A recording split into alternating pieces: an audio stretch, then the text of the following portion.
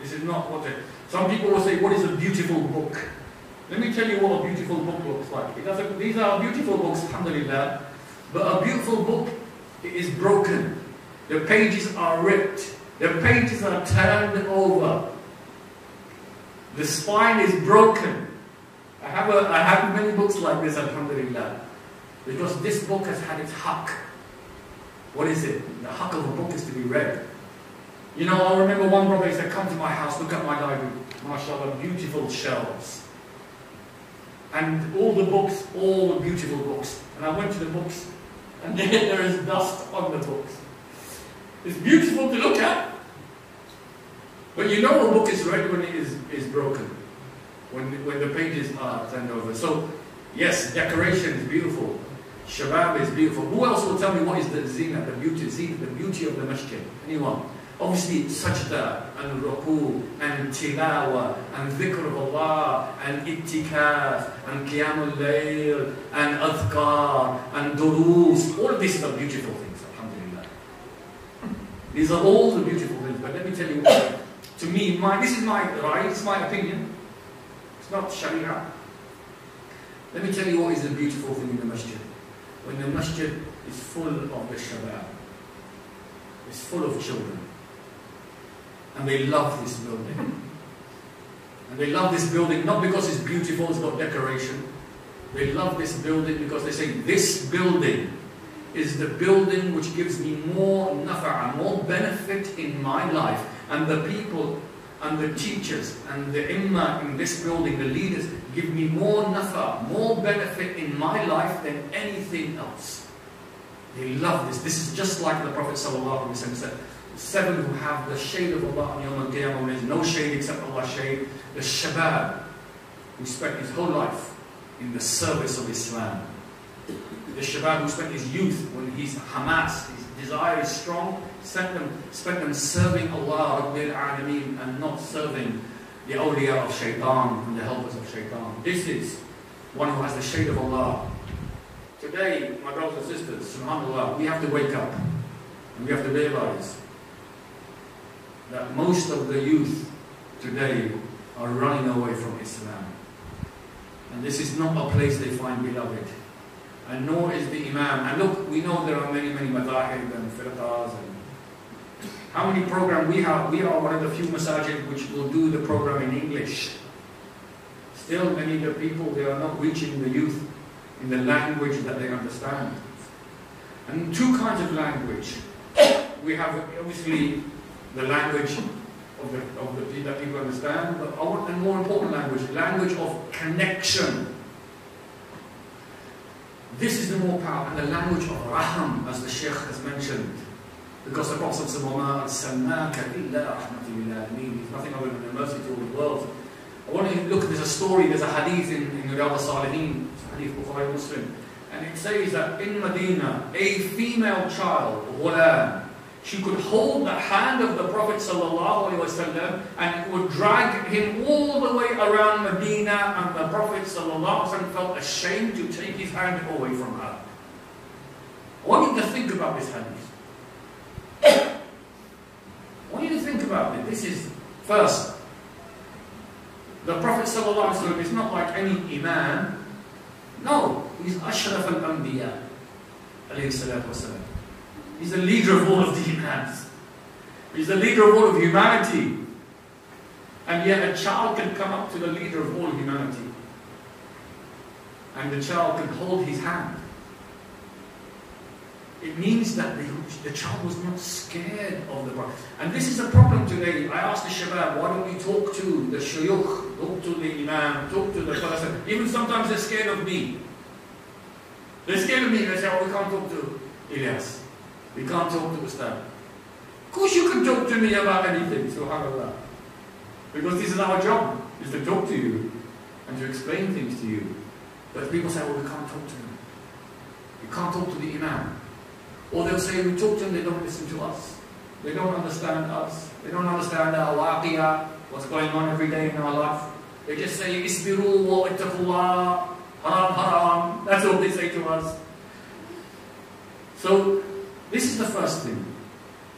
the child could hold the hand of the Prophet ﷺ. She could access him. And she felt no, you could say, barrier to communicating with the Prophet ﷺ. So, I'm trying to give you something which will teach us how we will connect with the Shabab. Because the Shabab have disconnected from the masjid and they have reconnected with the social media space in particular, where they spend 24 hours a day, 7 days a week, non-stop doing this.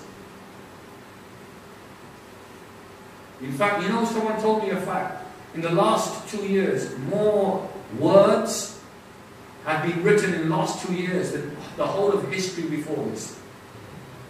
How is this even possible? Allah Ta'ala says, الَّذِي عَلَّمَ بِالْقَلَمِ. He's taught us the use of the pen. Alhamdulillah, people are using qalam, texting, writing, non-stop.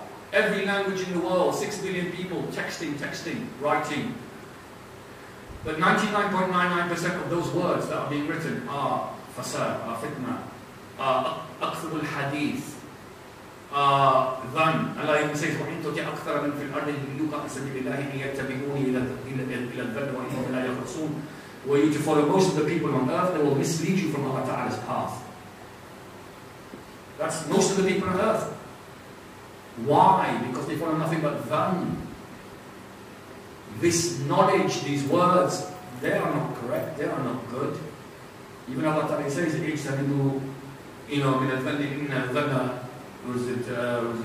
you know, that most of them, it is ithm, you know, it is sin. You know, so even this, the ideas that people are consuming are false, fabricated ideas. So us youth have disconnected from what we call us and reconnected in the online space, because they feel more value in the online space than coming to the masjid. You have to accept this. If you do not accept this problem, you cannot be the solution. Now let me give you an example. We're having this majlis today, alhamdulillah, this conference, mashallah, Allah Ta'ala, send sakina upon all of us and accept, give you ajr for you coming here. But you know, come on, let us use psychology and what we call pedagogical principles. This is called learning theory. Children can't listen to lectures like this. They can't. They have to have more interactive learning. So if we do a conference like this, then where is the football session afterwards? Straight after this now, there should be five-a-side football so all of the kids can go play football. And they will say, alhamdulillah, we came and we listened to the sheikh.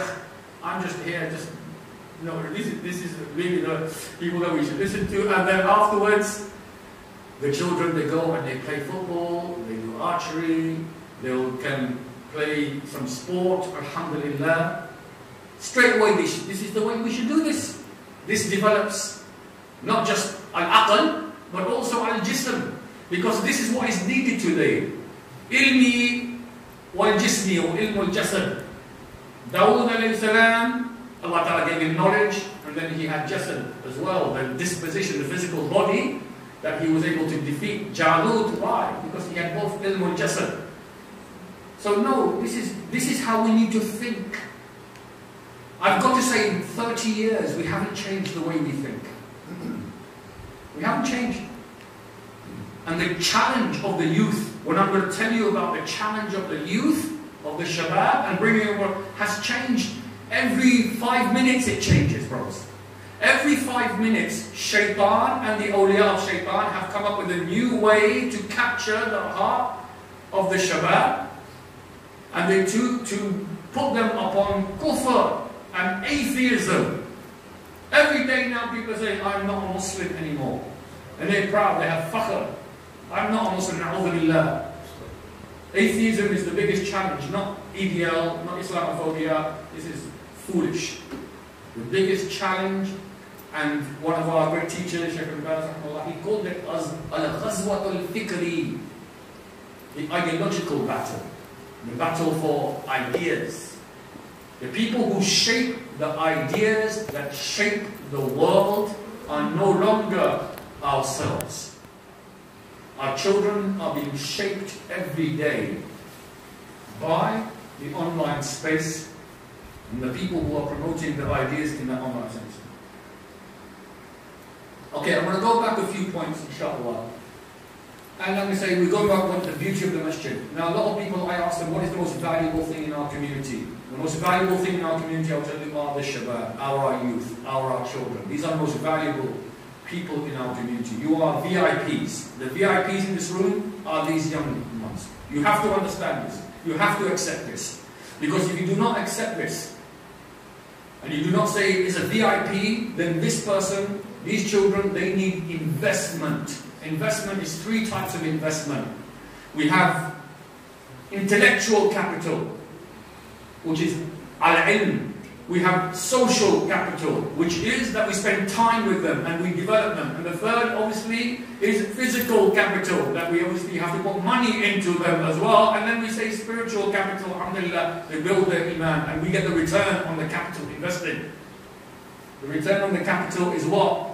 That when I am gone from this world, when I'm gone from this world, I know I put my investment in the shabab, and they will be on this member, and they will be the ones who are occupying this masjid. If you do not put the investment, you will not get the return on the capital. And this is why, na'udhu billah, brothers, I want you to think of this. We have to wake up. Sisters, we have to wake up. In Bradford, where I live, there are 150 masajid. Now, people will say, Takbir. Allahu Akbar.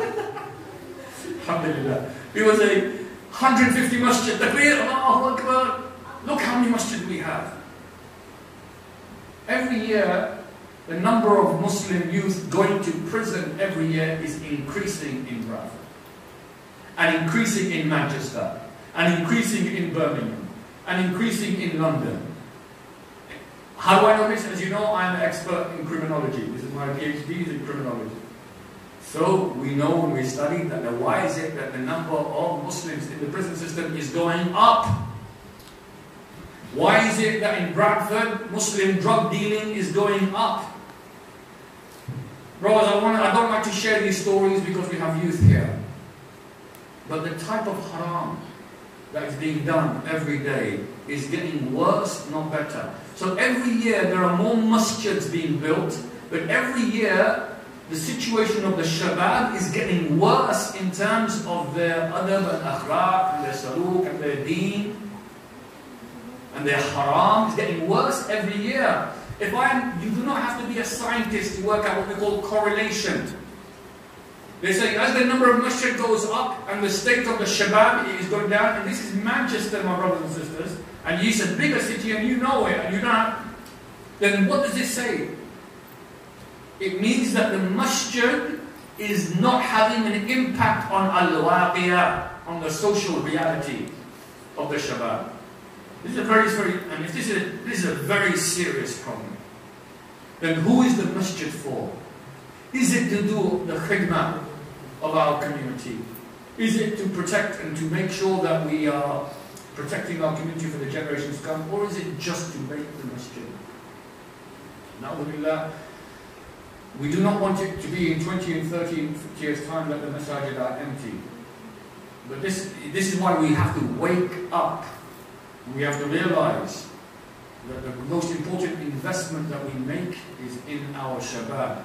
The Quran and the Sunnah of the Prophet ﷺ, throughout this, it mentions al-shabab, and the youth, and the power of the youth, and the importance of the youth. Ashab al-Kahf. Okay, Ashab al-Ukhdud, the boy who's with Ashab al-Ukhdud. Yusuf alayhi salam, Ismail alayhi salam, Maryam alayhi salam. The list goes on. Look at the companions of the Prophet ﷺ, Ibn Abbas.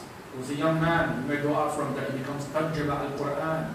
He is the most knowledgeable in Asbab al-Nuzul, the science of the Quran. Aisha radiallahu anha narrates 3,000 hadith of the Prophet sallallahu alayhi wa sallam. Zayd ibn Thabit was 13 years old in Badr. Osama was 20 when he was general of the army of Sham. Okay, Zayd ibn Thabit was the Qatil. And he was, as we know, when it came to Jam al-Quran, then Abu Bakr radiallahu anhu, he started that, he did the Jam al-Quran that was completed in the time of Uthman through Zayd ibn Thabit. Abdullah ibn Zubayr, Abdullah ibn Umar, okay, Zayd ibn Haritha, Musab bin Umair, Anas ibn Malik, Ali radiallahu anhu. The list goes. So look at this, how our deen, it talks about the greatness of the shabab when they are mentored and guided by Ashraf al-Anbiya, by the Prophet sallallahu alaihi wasallam. Even the story of this, as we're talking about, you know, the story of Ibrahim alayhi salam and Ismail alayhi salam, Allah Ta'ala mentions, Ibrahim al-Qawaid min al-Bayti, when Ibrahim is developing the foundations of Baytullah, wa Ismail, with his son Ismail. And both of them, رَبَّنَا تَقَبَّلْ مِنَّا إِنَّكَ أَنْتَ السَّمِيعُ الْعَلِيمُ. They're making this dua, oh Allah, accept from us our action. I want you to think of this example. Ibrahim alayhi salam is building the Kaaba. This is where tawaf it comes from. And he's building it with his son Ismail, who is also training to be a Nabi. 30 generations after Ismail alayhi salam comes Muhammad ibn Abdullah sallallahu alayhi wa sallam. His mother is our mother Hajar alayhi salam. We follow her sunnah of the sa'i between Safa and Marwa. Now, I want you to look at this example. Ismail, young, strong man, is lifting the stones, and he's giving them to his father Ibrahim alayhi salam, who is then laying down the four stones, and they are going around building the wall of the Kaaba together 7 times. And this is where the tawaf comes from. Both father and son. Ta'awanu ala birri wa taqwa. Cooperation, one mission, one objective, one maqsad. To be the ones who are serving Allah subhanahu wa ta'ala upon this earth, seeking nothing other than the help of Allah subhanahu wa ta'ala, the mercy and the reward from Allah ta'ala. This is why, because youth, the shabab have hamas, they have energy, they have vitality, their desire is strong, the physical body is strong. So I said, when you hit 40, 50, your body loses its physical ability. I used to run against my son's called Ismail, and I used to race him. And every time I had to race him, I used to beat him. 2 years ago, I raced him. He wasted me. It was like, he's got his over there, subhanAllah. Okay? The point here is this, your body is weak now. It's not strong like it used to be. But the youth is strong. What we have is al-hikmah. We have maybe a bit of knowledge and a bit of wisdom. We have experience. Al-hikmah, you could say, is knowledge plus experience equals wisdom. And as we know, Luqman was a hakim. And as because of his hikmah, he says, Anishkur lillah, he gave shukr to Allah. He gave gratitude to Allah because of his wisdom. Al-hikmah means the ability to do something in its right place. Because when you are trying to, let's say you are trying to repair something, if you've done it 10 times before, then you have already learned how to do that. Because you did it 10 times, how to repair something.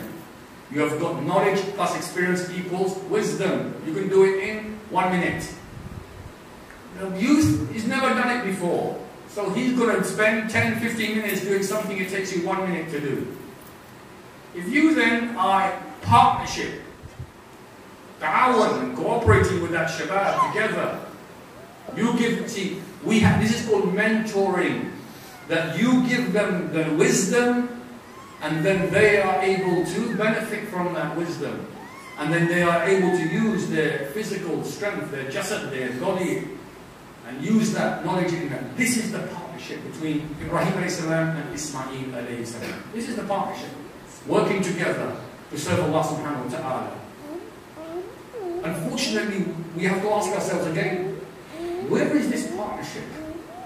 Even today, look at father and son. This is a problem. And this is a sign of Yawm al-Qiyamah, that the mother will give birth to the master, and that we have now this uquq bil walidain, that we have this disrespect of the parents taking place, that the children don't just say oof, but they say much worse than oof to the parents. They say worse things than this, na'udhu. Why has this happened, that the parents and the children become disconnected? I'll tell you the simple reason why. Because just as the time of the Prophet ﷺ, the parents generally are not available to the children, and they are not safeguarding them from all of the risks out there. And I'll come and talk about the risks in a minute. We have a responsibility, every child, and this is ultimately a parenting issue. Look, the Prophet ﷺ told us, كُلُّكُمْ رَاعٍ وَكُلُّكُمْ مَسْئُولٌ عَنْ رَعِيَّتِهِ. Everyone is in charge and everyone will fulfill that which they're in charge of. So الرجل, the man, is in charge of his Ahlul Bayt, of his family. And the mother is in charge of the house of her husband. Everyone is in charge. Everyone has to fulfill the charge. And that charge, in a Muslim point of view, to save yourself and your family from the fire. Now, and look at this hadith of the Prophet ﷺ. He said, every child is born upon fitrah. That means every child is pure, alhamdulillah. And they're in disposition only to worship Allah. And then he says, the parents making them into fulan, this, that, and the other. The parents are what? So when at 12 and 13, so when at 13, 14, when your children ends up one way, this is because of the social programming, the development, and their behavior in terms of you. Now, if I use some psychological principle to explain this, there's a hadith, it's da'if, but in its meaning it has some correct aspect to it. And that goes that between 0 to 7, this is raham. When a child is from 0 to 7, this is just the time when you show the child mercy. Then from 7 to 13, you have to give the child tarbiyah. Then after 13, 14, then your child is your sahib.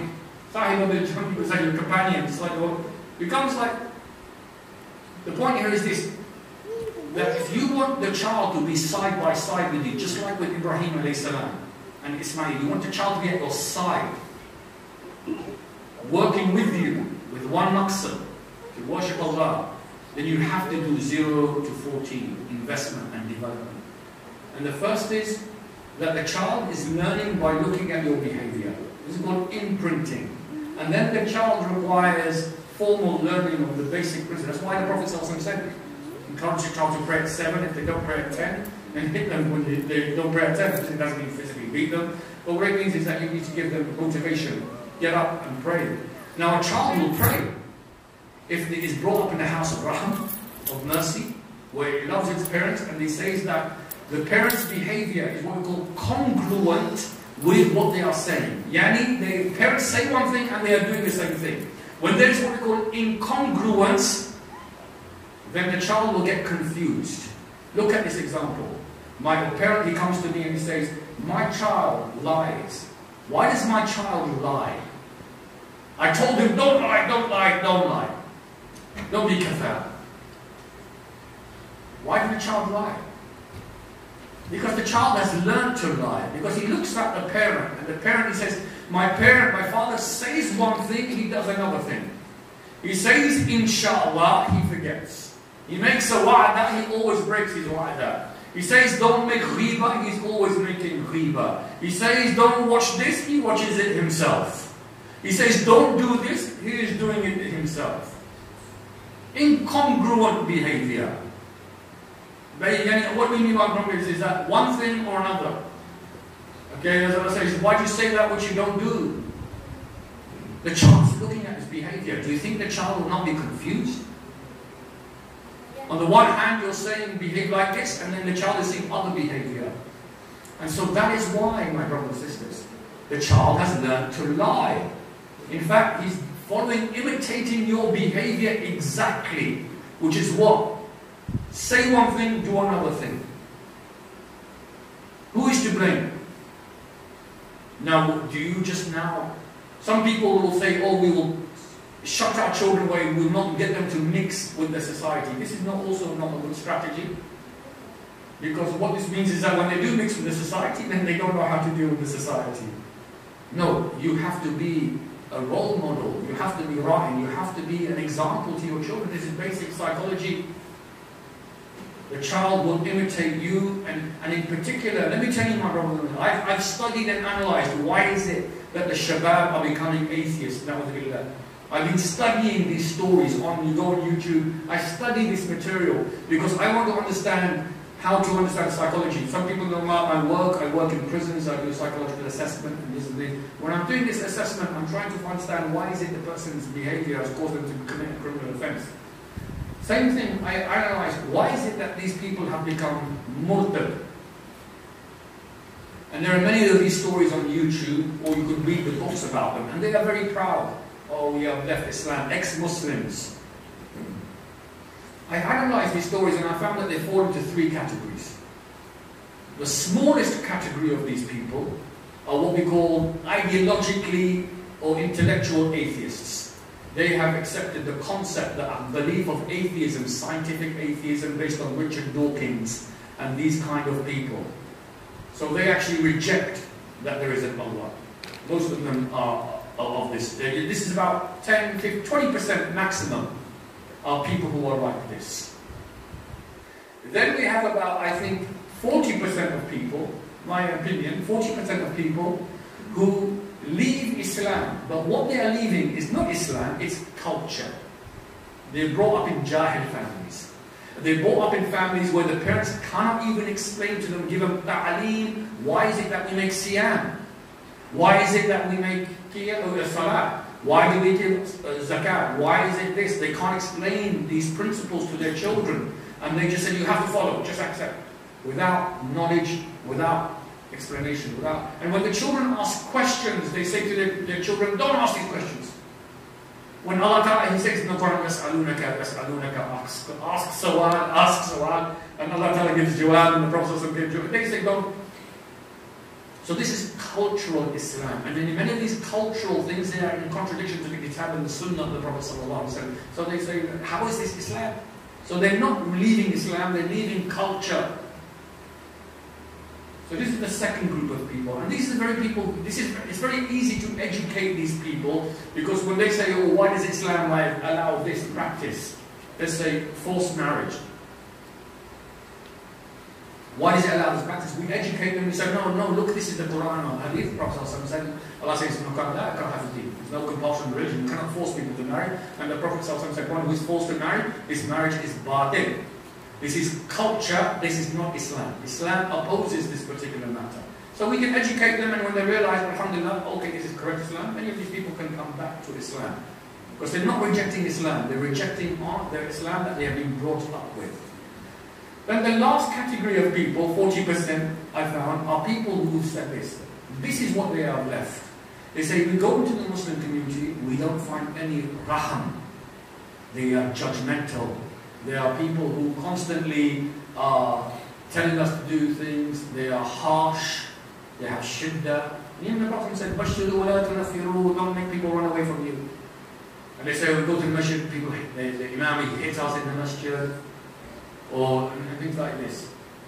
So this is the third group. And so what they want is they run away because they say there's no raham. And this is so sad, because our deen is the deen of raham. The Prophet says, and they go to the people who give them mercy, which is non-Muslims, and and they go to the madrasa, they sit in the madrasa and they get hit, and then they go, well, my teacher doesn't hit me in the school, so they have more attachment. This is called attachment and belonging.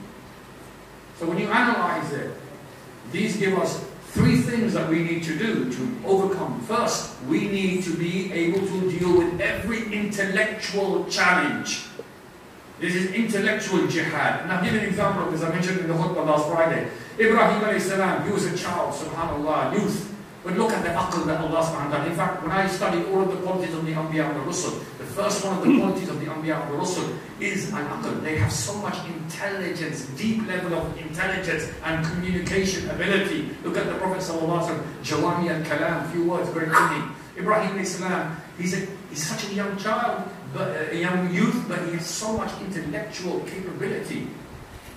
Allah Ta'ala has inspired him, and the Prophet sallallahu alaihi wasallam, likewise, wahi and you have.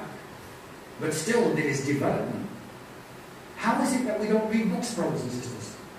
How is it that we don't study? How do we don't study the books of refutation of how we can challenge these ideas? I've never stopped studying. And you'll realize, all my life I spend learning, every day learning, studying, understanding. Because this is intellectual capability, and To give you an example, look, the whole life of Ibrahim alayhi salam is intellectual jihad as well. He didn't fight physical jihad, but Allah says, وَجَاهِدُوا فِي اللَّهِ حَقَّ جَهَادِهِ. Fight the jihad, which is the haqq. And this is the millat of Ibrahim. And his life was always everywhere, whether it's a king, Namrud, and he says, my Rabb gives life and takes life. He says, I give life and take life. He brings a prisoner who's condemned to death, I free, you are free. I give you your life, and another one you condemn to death. See, I give life and death. He says, my Lord is the one who causes the sun to rise and the sun to set. Do that. It's called intellectual jihad. Now I'll give you another example. Youth. This is Ibrahim alayhi salam when he's a youth. The people, he lied 3 times. The first time when the people went to a celebration, he said, I am sick, so he could stay behind. He saw that they had 3 idols, small, medium, large idol. He took the axe, you know the story, he smashed the first one, he smashed the second one, and then he put the axe around the head of the third one. This is intellect. Most people have Hamas, they destroyed all 3. Really think about it. Most people would say, Astaghfirullah, mushrikun. They would destroy all of them, subhanAllah. But he left the big one. And then the people come back and say, why? Who did this? And Ibrahim lied for the second time, for the sake of Allah. He says, ask the big one. And they look at Ibrahim and they say, we can't ask him this, it cannot speak. It cannot say anything to us. And Allah says in the Quran, He established hujjah upon the whole kawn through intellectual jihad. That all of them realized the futility of this shirk. And he was a kid, small child. He was able to do this because Allah inspired him to do so. The point here I'm making is this: if we want to refute the ideas out there, we need to study, brothers. We need to learn. How many khatibs have come out of this masjid? I'm not going to put you. How many khatibs have come out of this masjid? How many hufaz have come out of this masjid? How many alims have come out of this masjid? When Allah Ta'ala says, الَّذِي عَلَّمَ بِالْقَلَمِ, and I told you the use of the pen, اقرأ بِسْمِ رَبِّكَ الَّذِي خَلَقَ. Don't say, oh, we aren't studying and we ain't learning. Brothers, you know I've been coming here nearly 30 years. Maybe it's my fault as well. But why is it, where are the people who are our khatibs? Where are they? And let me tell you why there are no, the khatibs are not ready and the alims are not here. I'm going to tell you why. It's a very simple reason why. Because you are lazy, brothers and sisters. You are lazy people who do not want to study this religion 5 hours a day, 6 hours a day, 10, 20, 30, 40 years. You do not want to learn. And you do not realize the power. Instead, people think that by shouting and screaming and making YouTube videos, is this the way you promote Islam? This is a tool. No. For 1400 years we have had ulama who have been the ones who have protected this religion. And let me say, you know, brothers, anyone can say 5 minutes. If I want someone to come here and say, "Yo, Bayan, you can do 5 minutes." Bayan. Can you do that for 30 years? 40 years, like Sheikh here is 40 years, 50 years, every week, every day.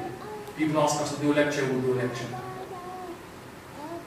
The point is, first, we cannot deal with the intellectual challenge, brothers. In 10 years' time, now this is another thing I have to understand. The one who is visionary, is thinking 20, 30, 40 years ahead, he will be the one who is looking at. Look at the hadith of Hudayfa ibn Yaman. He said the people used to ask the Prophet ﷺ about al-khayr, but I used to ask the Prophet ﷺ about the shar, the evil, so they would not catch hold of me. There's a principle here about what we call future planning. I need to know what's going to happen in the next 10 years in order what? To protect the youth from what's going to happen in the next 10 years. I've been saying this. One of the biggest problems we're going to have in the next 10 years, I've been saying, I said it in 2000, year 2000, brothers, like I think came here, I did a workshop on drugs. And I said, we have a problem with drugs. And that was 18 years ago. I did the research. 18 years ago, I said we had a drug problem here in Manchester. We haven't done anything in 18 years. And now our children are on drugs now, alhamdulillah. Every family is touched by this. And they're going into prison. Next 10 years, I said the biggest problem is mental health. I'm telling you now, I don't want, 10 years time you'll see it, mental health problem in our community. I'm saying this, I've done lectures on it for the last 3 years. Mental health problem. What are we doing about mental health? When our deen, subhanAllah, brothers, our deen, the maqasid of the sharia is hifz al-aql, the protection of the mental state. And we are the first, even all these great scholars we had, they talked about this protection of al-aql, the psychological, mental state. We've forgotten these principles. So this is what I call intellectual. The second one is the tarbiyah challenge. Brothers, and I'm saying for the youngsters, these lectures are very long and difficult. We have to communicate with people so they understand. We have to talk to them about these issues every day that they are being confronted with. Gangs, criminality, mental health, drugs, alcohol, sexual problems, isolation, unemployment, identity, all of these kind of issues, everyday evolution, every day they are being bombarded with these ideas. If we are not talking about these ideas and telling them what Islam teaches, because Allah Ta'ala says the Quran, تِبْيَانًا عَلَى كُلِّ شَيْءٍ. Quran is the explanation of everything, all things, brothers, subhanAllah. The usul, the ulum that we have allows us to apply it to everything. We're not talking about the contemporary issues. So they say, oh, no point coming to the masjid. They're not talking about these issues. We'll talk about someone on social media. We have to talk.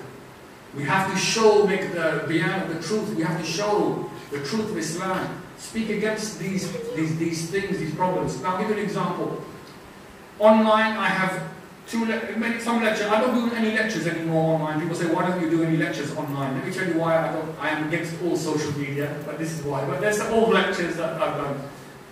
But I did a lecture on domestic violence. Domestic violence.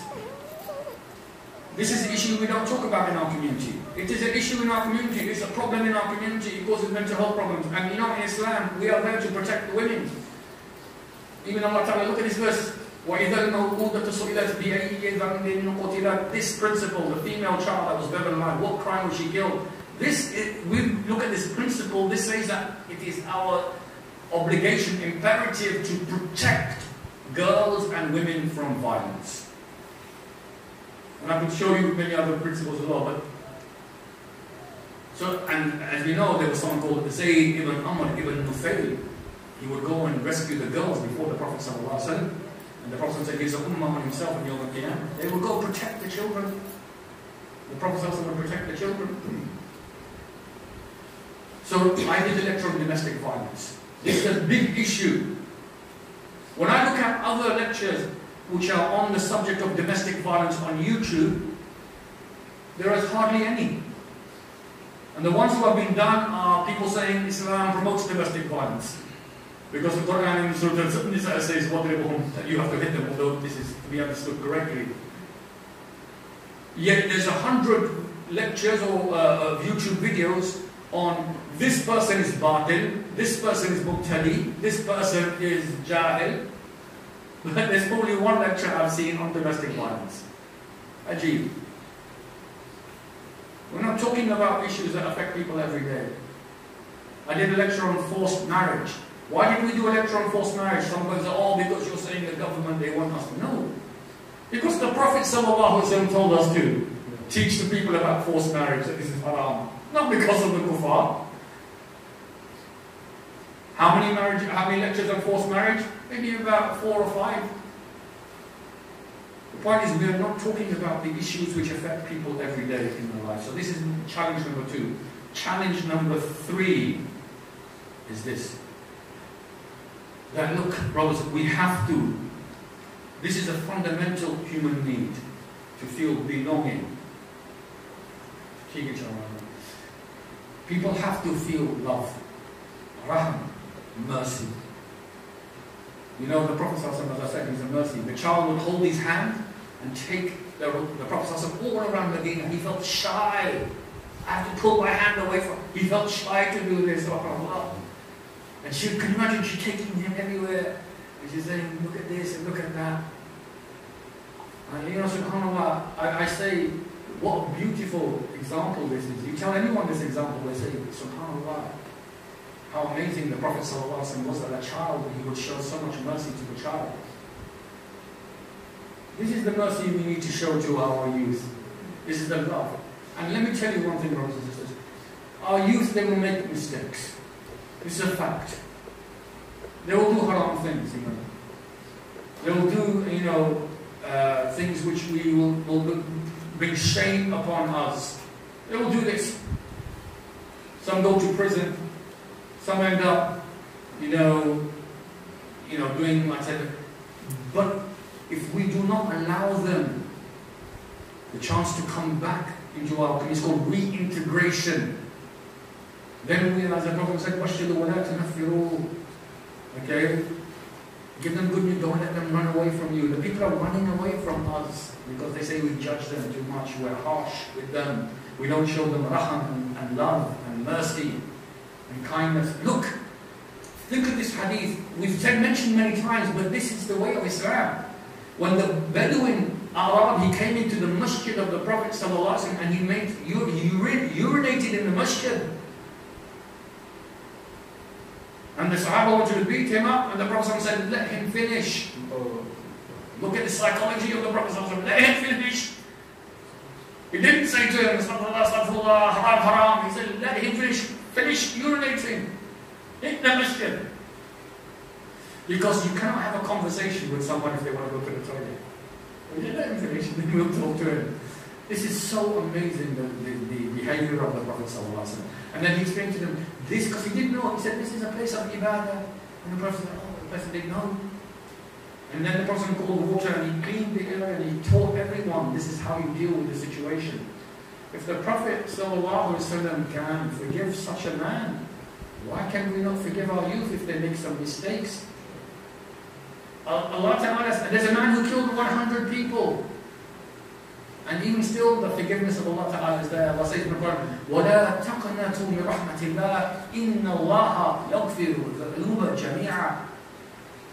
Never despair of the mercy of Allah. Allah will forgive every single sin. So, brothers, to recap, the youth is our important asset. We need to invest in this asset. There are many, many risks, my brothers, out there to our youth, online and offline. Social media is a massive, Snapchat, all of these things. Our children have become literally addicted. The government realized this, and the government have bought a paper on online addiction because they realize children's behavior. Famous American psychologist called Philip Zimbardo, he's written a whole book on this. He's saying that by the age of 21, people have spent 10,000 hours online, and this has changed the very neural networks of the brain. This changed the brain's chemistry, and it's rewires the brain. There's a lecture that I have online which talks about this. Yani it's changing fitrah. And you know the content, some of the content, the fahisha content which is online. This is causing, as we know, desensitization. Also, the people are listening. If they want guidance, they don't come to Ahlul Ilm. They go to Sheikh Google, na'udhu, and they put in the words in Google. So if you want to learn about Syria, you put in Google, immediately you will become misguided. Because it will take you to the wrong content. And this is online, but also there are offline. There are drug dealers on the streets, brothers. There are people of bad character promoting haram ideas on the streets. You have to provide a halal alternative. Next, the crisis of identity is still there. Children, they don't know their purpose and their belonging. So we need to develop our youth. We need to develop the deen and dunya. Deen and dunya, brothers. Now, obviously in terms of the dunya education, look at this. The Muslim youth are underachieving here in the UK. Look at Bradford. Bradford has the 3rd worst education authority in the country. How can this be? Our children are 20 points, 30 points below the national average. This is underdevelopment of intellectual capability. Now also this means then that the Muslim area becomes low skill, low education areas. And then crime will increase, we have social problems. Not everyone's going to go to university, and I don't say everyone should go to university, only, people who want to go who can study. But let me tell you something, I want to tell you, many of our children, they are not even going to university. Then we need to develop their skills. They have either working in Muslim businesses. And I'll give you one example. A brother, he came to me, he says, I want to become a HGV driver. The course is £1,500. He says, I can't get the money to do that. I said, fine, no problem. Here's the money. You pay me back when you have the money. Qadda hasana. You will get a job in 3 months. Alhamdulillah. He'll pay you back in 2 years. Alhamdulillah. You give him tijara. Plumbing. I'll give you an example. I can train someone in Poland. It will cost maybe £3,000 to become an industrial painter. HS2 is coming to Manchester. They need painters. You know how much the painter gets a day? £250 a day, subhanAllah. Just for doing painting, industrial painting. After 3 months training, you have a job. Look at this. It just needs planning. Now let's say, masjid. If you have money in the account and the shabab need a course, we should be paying for the course. Simple. I'm not going to. We should pay for this course. I see some masjids, they have £100,000, £500,000 in their bank account, and the people want to go on the course, they haven't got any money. You give them a qadda hasana and go on the course, and then they pay the money back. Why aren't we doing this? Are we this stupid? So our people become drug dealers rather than halal risk, because they say, oh, no one's giving me the money to do this. Plumber, electrician. To become an electrician, 1 year training. Train the children to become electricians. Many, many jobs they can get halal risk. So this is education of deen and dunya. Finally, brothers, be good role models. The simple principle, we cannot expect our shabab to be good if we are not good. And finally, in terms of deen, of course, we need tarbiyah, tasfiyah. We need to have this tarbiyah should be with wasitiyah. وَكَذَلِكَ جَعَلْنَاكُمْ أُمَّةٌ وَسِطًا لِتَكُونُوا شُهَدَاءَ عَلَى النَّاسِ وَيَكُونَ الرَّسُولُ عَلَيْكُمْ شَهِيدًا. Balance, brothers. So, alhamdulillah, we have tarbiyah, but let us also have enjoyment as well, which is halal. Let us have food for the children. Let us be good to, let us put on activities, social program, as I said, football. If I was in Newcastle this week, we have the Tarbiyah program, so I did my lecture in the morning. In the afternoon, we paid for the football. And I'm just finishing with this. Some brothers, they wanted to play football. They said, we can't afford the football. And it was 10 weeks, and it was £500. So I said, here, have the money. I gave them the money. Why did I give them the money? For 10 weeks, that is 20 children for 1 hour are playing football, are enjoying themselves. Alhamdulillah. Off the street. It only cost me £500, and afterwards they say, Uncle, he did this, he paid for the football. Alhamdulillah. Every time they see me, they say, oh, Uncle played for the football. Can you see the point I'm making here? We have why? This is things that we are doing. We spend all our money to Pakistan, or to Palestine, or to Iraq, of course, or to Sham. Send your money and sadaqah and zakat, but also spend your zakat here, because we have a crisis. Brothers, I am here to help and support the brothers here, inshallah. What I've said is not to upset you or to make you think that we can't deal with it. We have to wake up, my brothers. Nothing is changing. Things are getting worse. May Allah Ta'ala protect our shabab. May Allah Ta'ala raise them to be muttaqeen and salihin. May Allah Ta'ala make them a sadaqah jariyah for us. You know, before Ramadan, I'm just saying this, my mother passed away, rahimahullah, before Ramadan. And you know, my mother, she came to the UK in 1962, and she brought 2 books of hadith. And she brought Mishkat and Riyadh al-Salihin. And so in 1962, they said, why are you coming to the UK with this? No one reads these books here. Alhamdulillah, her son, he read these books. In fact, I learned the khutbah of Khutbah al-Hajat from the book that she gave me.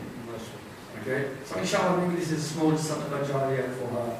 We want our children to be sadaqah jariyah for us. So if we do not put the investment in, we will all be losers. May Allah Ta'ala protect all of our community. Ameen. رَبَّنَا هَبْ لَنَا مِنْ أَزْوَاجِنَا وَذُرِّيَّاتِنَا قُرَّةَ أَعْيُنٍ وَاجْعَلْنَا لِلْمُتَّقِينَ إِمَامًا. آمين. سبحان ربك رب العزة عما يصفون وسلام على المرسلين والحمد لله رب العالمين.